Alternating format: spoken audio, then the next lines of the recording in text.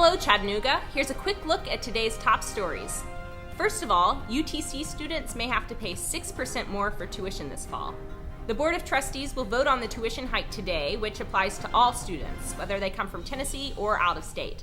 Students may have to pay about $300 more for tuition a year.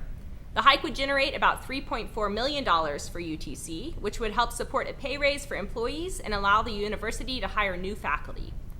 Next up, a chilling 911 recording reveals the last minutes of a man's life before he was brutally run over by a truck. Whitfield County 911. Yes, sir. Yes, sir. I need a police car right now. 504 J Street. 504 what? In my house, he ran my car. Here he comes, threatening again. You tell him that you're calling the police. I got him check yourself coming out. Here he is, officer. Horace Morgan died 6 minutes after placing the call on June 10th. Police say the incident happened after an argument broke out at a Whitfield County McDonald's.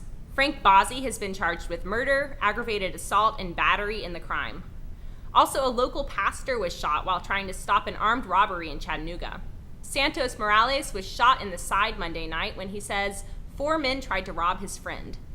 Police arrested 23-year-old Travis Martin and 3 juveniles for the crime. 2 of the suspects are just 13 years old. All 4 now face attempted murder charges. And in a story out of Rockwood, Tennessee, a toddler was found playing alone on railroad tracks yesterday. The 2-year-old boy was wearing only a diaper when a witness saw the child and removed him shortly before a train came through. The child's parents have been charged with aggravated child abuse and neglect. The so-called whiskey law may have passed, allowing distilleries to open in Hamilton County, but it turns out not everyone in the county will be included.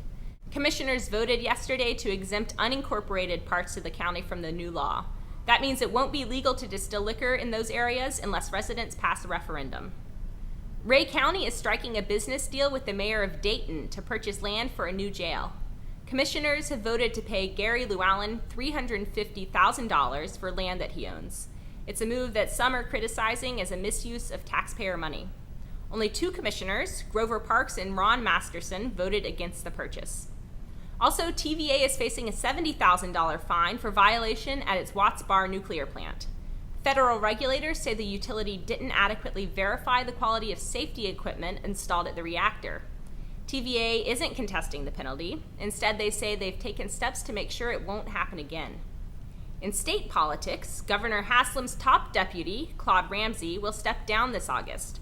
Ramsey is a former mayor of Hamilton County. He's 70 years old, and he says he wants to spend more time with his family. Finally, CeeLo Green is apologizing for his performance at this year's Riverbend Festival. Green arrived 45 minutes late for his show, which reportedly included profanity, drinking on stage, and mooning the audience. After Riverbend, organizers were flooded with complaints. Executive Director Chip Baker told reporters CeeLo wouldn't be invited back. Now Green says he's asking for forgiveness and that he meant no harm. Turning to weather, today will be mostly sunny with a high near 88 degrees and a chance of showers this afternoon. The low tonight will be around 65. I'm Mary Helen Miller. For more on these stories and updates throughout the day, follow us on Facebook and visit timesfreepress.com.